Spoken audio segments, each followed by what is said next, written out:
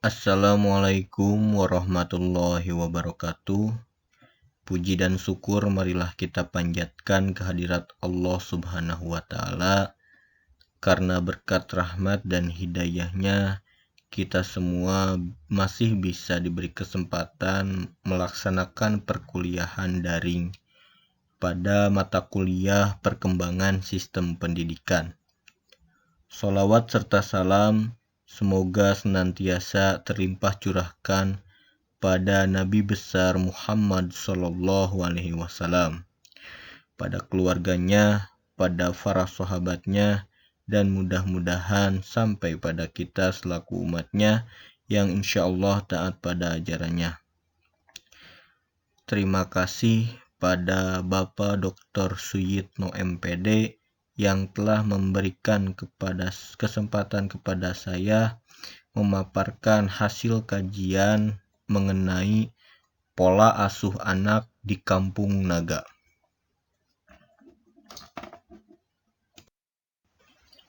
Kampung Naga. Kampung Naga merupakan salah satu kampung tradisional Sunda yang berada di Desa Neglasari, Kecamatan Salawu, Kabupaten Tasikmalaya, Provinsi Jawa Barat. Kampung Naga merupakan salah satu komunitas adat yang ada di wilayah Jawa Barat. Kampung Naga sebagai komunitas adat memiliki nilai-nilai yang masih teguh dipegang dan diturunkan dari generasi ke generasi. Meskipun lokasinya dekat dengan jalan raya yang menghubungkan Garut dan Tasikmalaya, keberadaan Kampung Naga tidak langsung terlihat jelas dari pinggir jalan raya tersebut. Hanya lahan parkir, deretan bangunan kios-kios dan monumen Tugu Kujang Pusaka yang terlihat dari pinggir jalan. Masyarakat Kampung Naga umumnya menyebut lahan parkir tersebut dengan istilah terminal atau rancak. Jika melihat kondisi sekitar terminal, tidak akan mengira bahwa di sana ada wilayah Kampung Naga. Bukan tanpa alasan, karena menuju Kampung Naga kita harus menempuh jalan yang cukup melelahkan. Jalan tersebut berupa anak tangga yang berjumlah 439 buah. Ketika menuju areal Kampung Naga, kita harus berjalan menuruni anak tangga. Sebaliknya, ketika pulang menuju terminal atau areal parkir, kita harus berjalan menanjak. Sekitar 100 anak tangga pertama dilalui dengan pemandangan pepohonan, kemudian seterusnya akan terdengar gemuruh suara air sungai dan terlihat hamparan sawah serta hutan yang dikeramatkan oleh masyarakat Kampung Naga. Dari sini mulai terasa keindahan Kampung Naga. Warna hijau dari pepohonan dan sawah, warna hitam dari atap rumah mereka menambah keindahan yang dirasakan. Semakin mendekati areal Kampung Naga, nampak model rumah, kandang-kandang hewan peliharaan penduduk, saung lisung, kumpulan balong atau kolam ikan, dan jamban-jamban. Di sisi lain terbentang sungai yang bernama Sungai Ciwulan, pepohonan, dan beberapa tempat sampah permanen berupa bangunan persegi panjang yang dihiasi besi hitam. Masyarakat Kampung Naga merupakan salah satu pendukung kebudayaan lokal Jawa Barat yang mampu menyikapi kebudayaan global secara bijaksana. Dalam hal yang bersifat duniawi, orang Naga tidak alergi terhadap berbagai pembaharuan selama itu diperlukan dan dikehendaki. Namun, tidak untuk hal-hal yang berkaitan tradisi mereka. Penduduk Kampung Naga tidak hidup tertutup atau mengisolasikan diri, melainkan mengintegrasikan dirinya bersama-sama masyarakat lainnya di luar Kampung Naga atau di luar masyarakat Naga. Ini terlihat dengan adanya unsur-unsur baru di lingkungan mereka, seperti perabot, rumah tangga, radio, tape recorder, jendela kaca, dan lain-lain. Namun, meskipun demikian, mereka masih memegang teguh adat dan tradisi, sehingga memungkinkan bagi mereka menerima pengaruh-pengaruh luar sepanjang tidak merusak atau mengganggu kehidupan adat kebiasaan warisan budaya nenek moyangnya. Luas seluruh areal Kampung Naga sekitar 10 hektar, tetapi luas Kampung Naganya sendiri sekitar 1,5 hektar. Sebagian tanahnya terdiri dari areal persawahan yang diairi sumber air dari sebelah barat Kampung Naga, di mana merupakan daerah leuweung tutupan atau hutan lindung. Pola pemukiman Kampung Naga disesuaikan dengan keadaan tanah di mana ketinggian tanahnya tidak sama, tetapi merupakan dataran yang bertingkat-tingkat, sehingga di setiap tingkat dibatasi dengan sengket-sengket batu yang memanjang sepanjang ketinggian yang sama daripada tanah. Rumah-rumah panggung didirikan di atas tanah yang tidak sama ketinggiannya. Sengket-sengket batu berfungsi untuk menahan tanah dari kelongsoran. Secara keseluruhan, pola pemukiman Kampung Naga sebetulnya dibagi dalam 3 bagian, yaitu daerah kotor, daerah bersih, dan daerah larangan.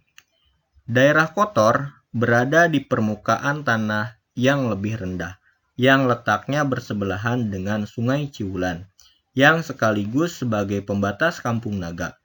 Beberapa bangunan penunjang berdiri di kawasan ini, seperti tempat pancuran yang biasa digunakan untuk mandi, mencuci, serta keperluan sehari-hari. Kandang ternak, saung lisung, tempat menumbuk padi, dan kolam yang mempunyai banyak fungsi. Daerah bersih adalah kawasan yang dijadikan tempat pemukiman warga dengan gaya arsitektur tradisional Sunda yang khas. Di kawasan ini pun terdapat leit atau lumbung, tempat menyimpan padi atau gabah hasil panen, masjid dan balai patemon atau tempat pertemuan yang letaknya berdampingan dengan masjid.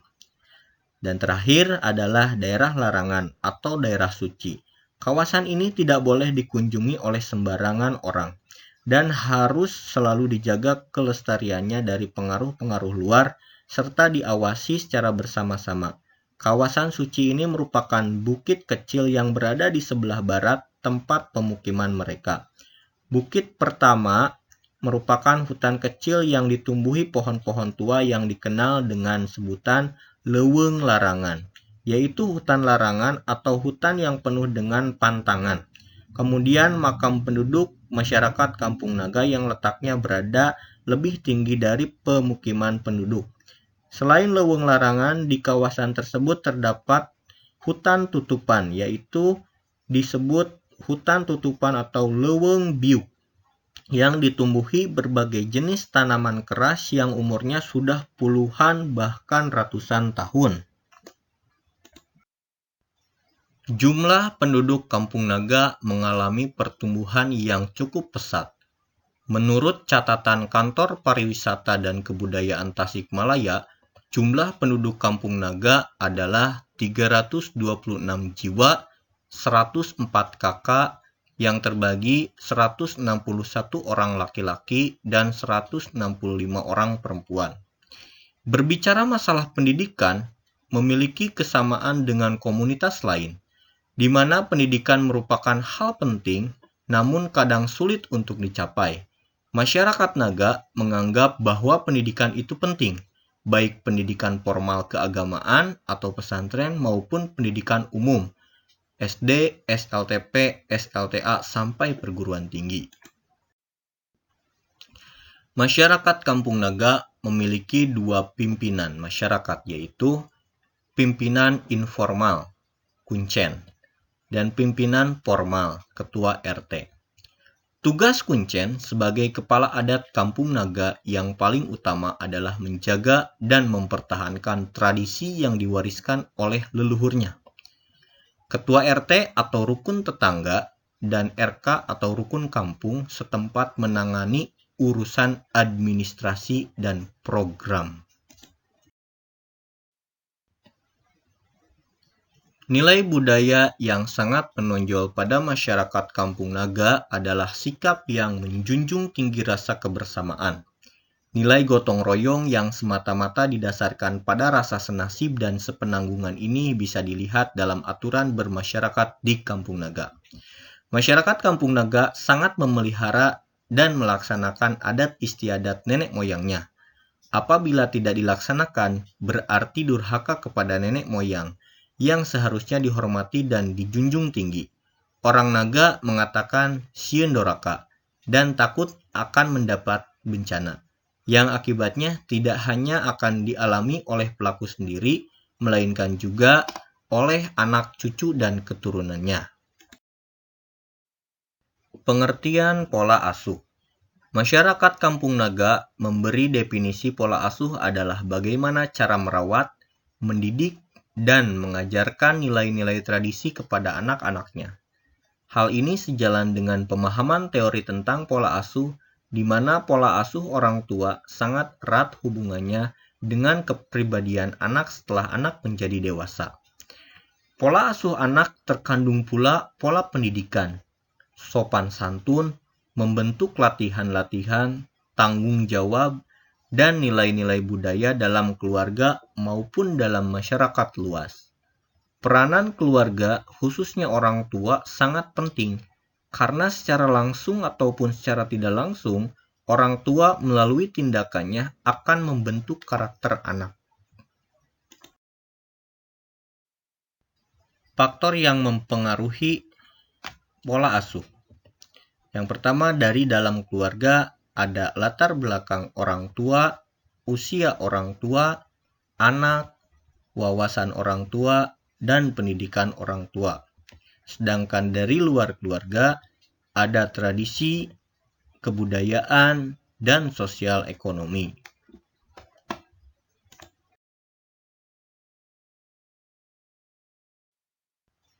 Jumlah penduduk Kampung Naga mengalami pertumbuhan yang cukup pesat. Menurut catatan Kantor Pariwisata dan Kebudayaan Tasikmalaya, jumlah penduduk Kampung Naga adalah 326 jiwa, 104 kakak, yang terbagi 161 orang laki-laki dan 165 orang perempuan.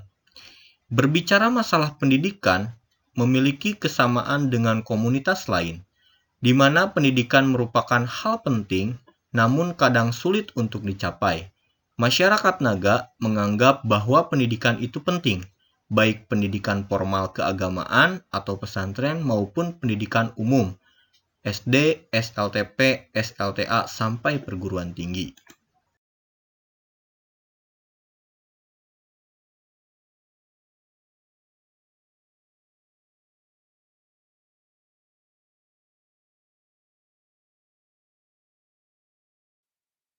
Pewarisan nilai melalui pola asuh anak. Salah satu cara untuk mempertahankan, menjaga, dan memelihara keutuhan nilai yang berlaku pada kehidupan komunitas adalah melalui pewarisan atau penanaman nilai-nilai. Proses pewarisan kebudayaan dimulai pertama kali di lingkungan keluarga, di mana pewarisan nilai tidak lepas dari salah satu aspek sosial budaya, yaitu pola asuh anak. Pelestarian atau pewarisan nilai-nilai tradisi ini dilakukan pula oleh keluarga-keluarga yang ada di Kampung Naga. Pola asuh anak umumnya bergantung pada peranan keluarga inti, sehingga keluarga inti merupakan institusi sosial yang paling penting bagi pertumbuhan dan perkembangan anak. Posisi ibu sangat penting, serta pola asuh sebagai proses sosialisasi dilanjutkan dalam bentuk pendidikan di luar rumah, baik itu formal maupun non-formal. Selain itu, pola asuh anak pun berhubungan dengan pembentukan karakter anak dalam perkembangannya, di mana terdapat sedikit gambaran tentang bagaimana menanamkan nilai-nilai budaya pada anak. Pengasuhan anak merupakan bagian yang sangat penting dari proses sosialisasi yang dapat berakibat besar terhadap kelakuan si anak jika dia sudah menjadi dewasa. Hal ini terkait dengan kelakuan manusia yang bervariasi, tergantung pada masyarakat yang dibicarakannya atau pendukung kebudayaan tersebut. Perilaku manusia yang beragam tersebut terjadi akibat dari proses pembelajaran. Pengaruh kebudayaan terhadap kepribadian anak sangat besar, dengan ciri-ciri kepribadian anak yang berkebudayaan berlainan tidaklah sama. Pewarisan atau penanaman nilai-nilai di Kampung Naga. dilakukan secara langsung melalui pamali pantangan. Sebagai upaya untuk melestarikan adat istiadat, maka kepada keturunannya dikatakan pamali dan pantangan. Bila ada yang berani mengubah aturan yang telah digariskan nenek moyang. Untuk menjaga kelestarian pantangan adat itu, orang tua dalam berucap, bersikap, dan berperilaku senantiasa berpegang pada papatah. Kolot mah kudu melak lampah. Artinya, orang tua harus memberikan contoh yang baik kepada anak-anaknya. Secara spesifik, masyarakat Kampung Naga masih begitu terikat dengan tradisi leluhurnya. Hal ini tercermin dari kepatuhannya dalam melaksanakan tradisi tersebut, termasuk di dalamnya selalu memperhatikan dan mentaati sejumlah pantangan atau hal-hal yang dianggap tabu yang telah ditetapkan oleh nenek moyang orang Naga. Pantangan merupakan bagian dari norma-norma yang mengatur kehidupan masyarakat Kampung Naga secara keseluruhan. Artinya, pantangan tersebut memiliki kekuatan hukum yang tidak tertulis untuk turut serta mengendalikan kehidupan masyarakat Kampung Naga agar senantiasa melaksanakan adat istiadatnya sesuai dengan jalur yang telah ditentukan. Pokona mah pamaliwe, teu aya alasan dati baheulana kitu. Geuning di kota mah budak ayeuna mah di bejaan pamali teh harewe. Da eta neng moal aya parentah anu nitah teu bener. Selanjutnya, tidak langsung melalui upacara hajat sasih.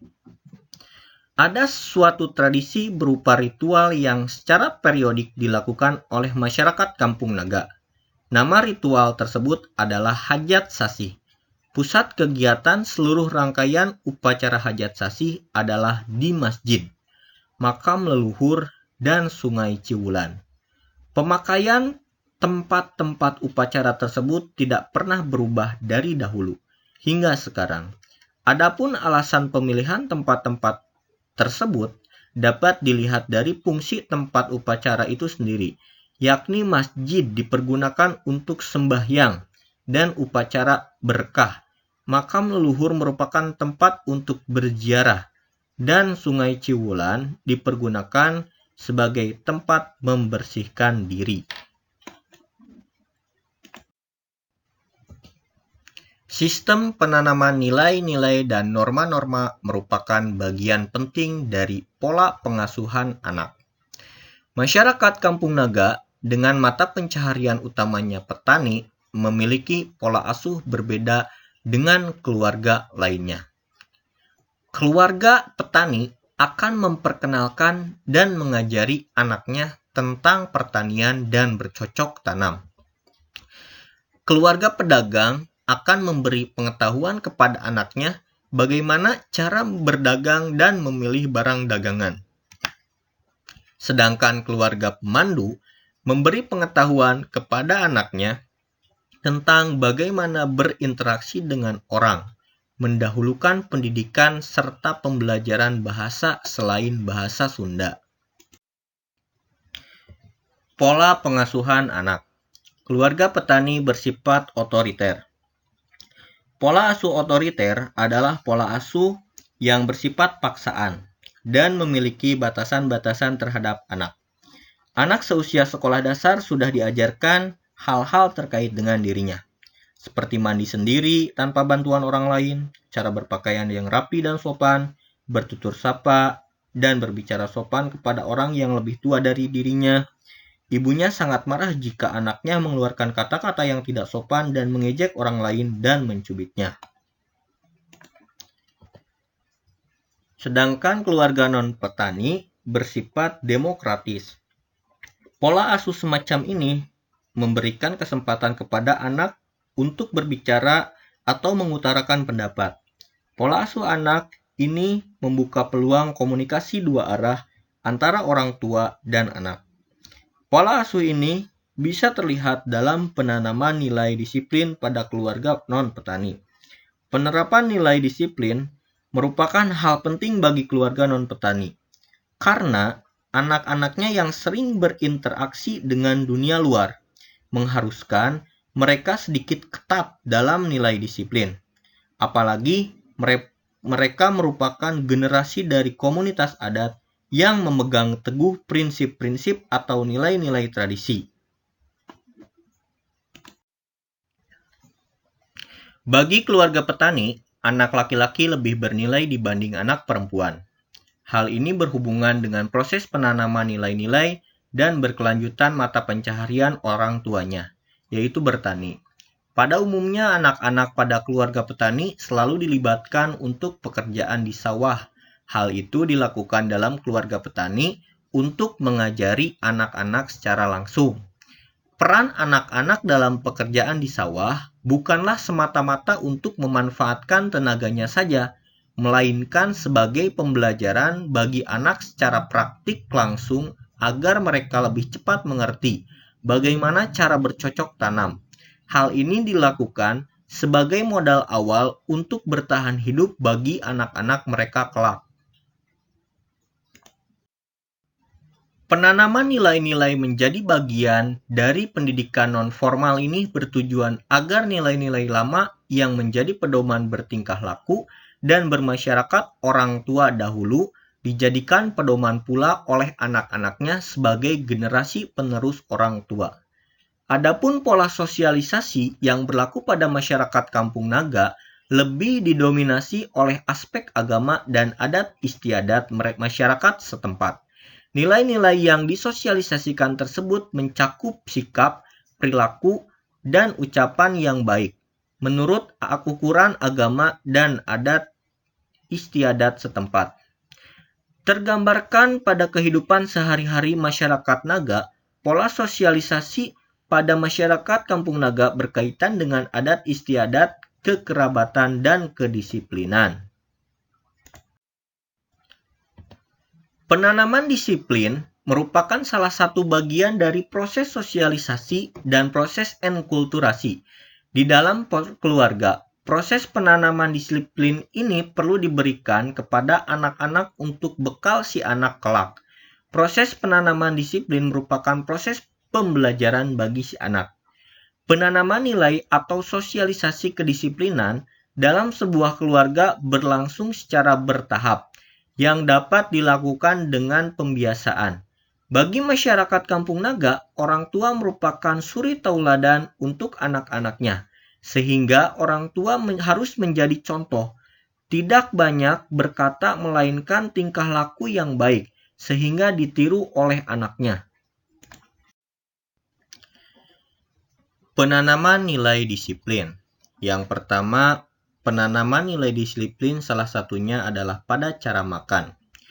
Kebiasaan makan para orang tua di Kampung Naga pada umumnya 2 kali, yaitu sekali pada pagi hari dan kedua kalinya pada sore atau malam hari. Biasanya orang tua pada pagi hari sebelum berangkat ke sawah atau bekerja cukup minum dan makan makanan yang padat seperti singkong, ubi, dan pisang. Namun ada pula yang makan nasi dengan lauk seadanya atau sisa makanan kemarin. Baik keluarga petani maupun keluarga non-petani biasanya mereka makan di ruang dapur bersama-sama dengan anak-anak. Terkadang makan anak didahulukan dan orang tua makan sesudah anak. Biasanya sang ibu yang menemani anak-anak makan. Ketika makan makanan tanpa kuah, mereka tidak menggunakan sendok. Sebaliknya, apabila makanannya berkuah, mereka menggunakan sendok. Anak-anak di Kampung Naga mulai usia 8 tahun sudah dapat makan dan minum sendiri. Untuk melatih anaknya supaya tertib ketika makan, orang tua melakukannya sejak kecil. Ketika makan, ibu terkadang memberitahu tentang larangan atau anjuran yang harus dilakukan. Sebelum anak makan, ibu membimbing anak agar mencuci tangan dan duduk dengan baik. Anak mencuci tangan pada tempat yang disediakan. Sedangkan di keluarga petani tidak dibiasakan seperti itu. anak perempuan harus duduk emok, sedangkan anak laki-laki sila. Selanjutnya, ibu atau bapak menuntun anak berdoa dan sesudah makan berdoa kembali. Sosialisasi kedisiplinan dalam hal ini tidak dipaksakan kepada anak. Orang tua hanya memperkenalkan etika yang baik menurut adat istiadat masyarakat dan agama. Jika anak tidak menurut, terkadang ibu memberikan hukuman fisik berupa sentilan atau cubitan. Yang selanjutnya, dalam waktu. Misalnya tidur, mandi, dan bermain. Secara umum, anak-anak di Kampung Naga pada usia sekolah dasar hingga remaja awal jarang melakukan tidur siang. Mereka umumnya asik bermain dengan teman-temannya, sehingga melewatkan waktu tidur siang. Jikapun ada yang melakukan tidur siang, biasanya pada anak-anak dari keluarga non-petani. Hal itu dilakukan agar si anak tidak mengganggu pekerjaan ibunya. Untuk anak usia remaja, pulang sekolah sehabis makan siang, anak masih sempat beristirahat lalu membantu ibunya di rumah. Anak perempuan membantu ibu di dapur atau mengasuh adiknya, sedangkan anak laki-laki membantu mengambil air. Sore harinya, anak laki-laki bermain, sedangkan anak perempuan duduk-duduk dengan temannya di depan rumah. Biasanya sore hari apabila cuaca bagus, mereka banyak tersebar di golodog rumah-rumah tetangga atau balai patemon. Setelah bermain sejenak, pada sore hari menjelang maghrib, mereka sudah pergi mandi dan bersiap-siap berangkat ke masjid untuk salat maghrib berjamaah dan mengaji. Kemudian pulang ke rumah belajar atau mengerjakan pekerjaan rumah bagi yang bersekolah. Selanjutnya, kebersihan. Disiplin dalam memelihara kebersihan badan diterapkan oleh orang tua di Kampung Naga kepada anaknya dengan keharusan mandi 2 kali sehari, pada pagi dan sore. Mandi pagi sekitar pukul 7 sampai pukul 8 dan mandi sore sekitar pukul 3 sampai pukul 4. Pada usia 5 tahun, anak mulai belajar mandi sendiri, yang waktunya bersamaan dengan mandi ibu. Usia 7-8 tahun, anak mulai dibiarkan mandi sendiri atau mandi dengan teman-temannya di pancuran. Anak laki-laki mandi dengan anak laki-laki, sedangkan anak perempuan dengan anak perempuan di pancuran yang lebih tertutup. Pada usia ini, anak dapat melakukan sendiri aktivitas mandi, seperti menggosok gigi, menyabuni badan, atau berkeramas, berbekal pengalamannya ketika mandi dengan orang tuanya.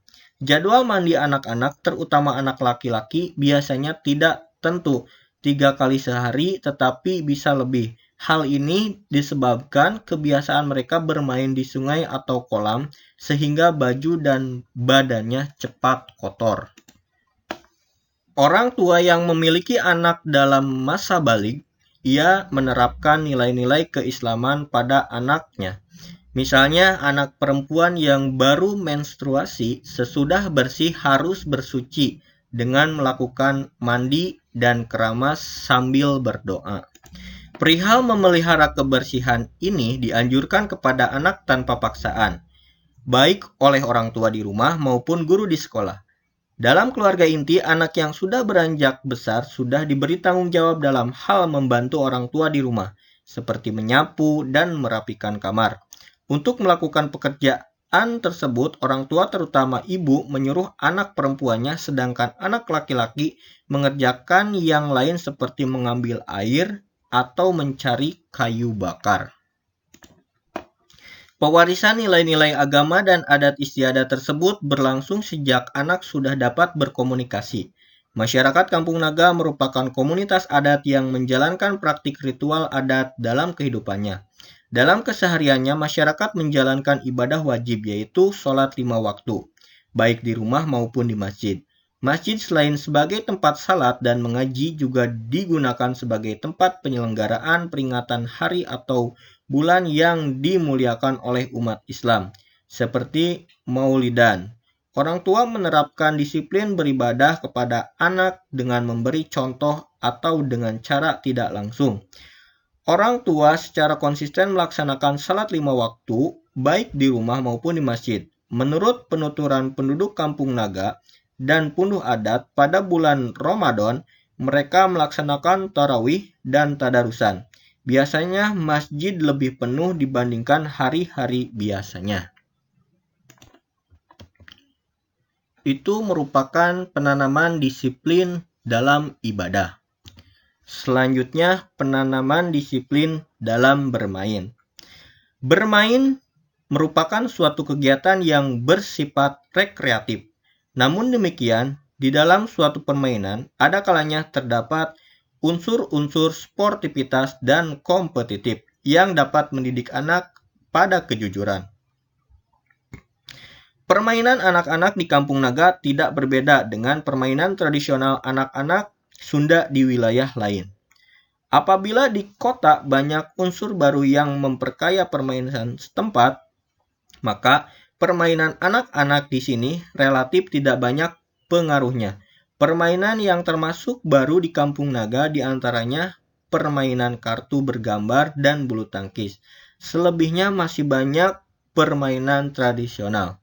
Jenis permainan anak-anak dapat diklasifikasikan berdasarkan jenis kelamin, yaitu permainan yang pesertanya anak laki-laki dan yang pesertanya anak perempuan.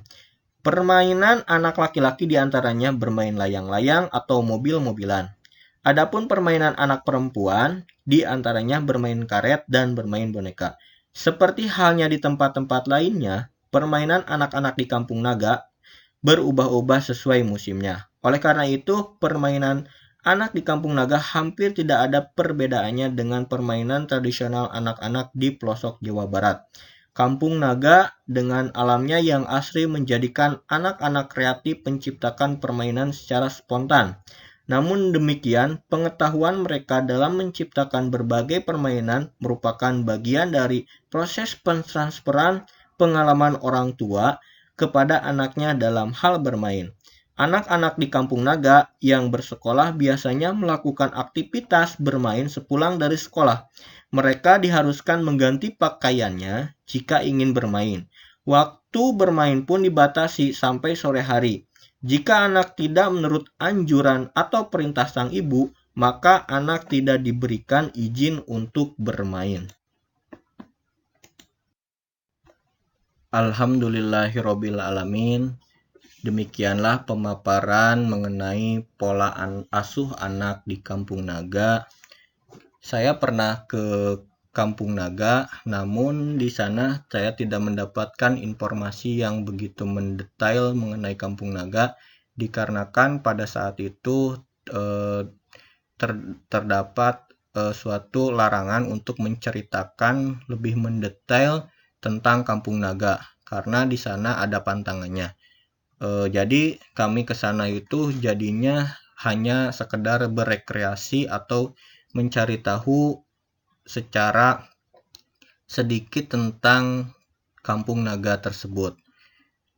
Mohon maaf apabila dalam pembahasannya terdapat kekeliruan. Saya cukupkan sekian. Terima kasih atas perhatiannya. Assalamualaikum warahmatullahi wabarakatuh.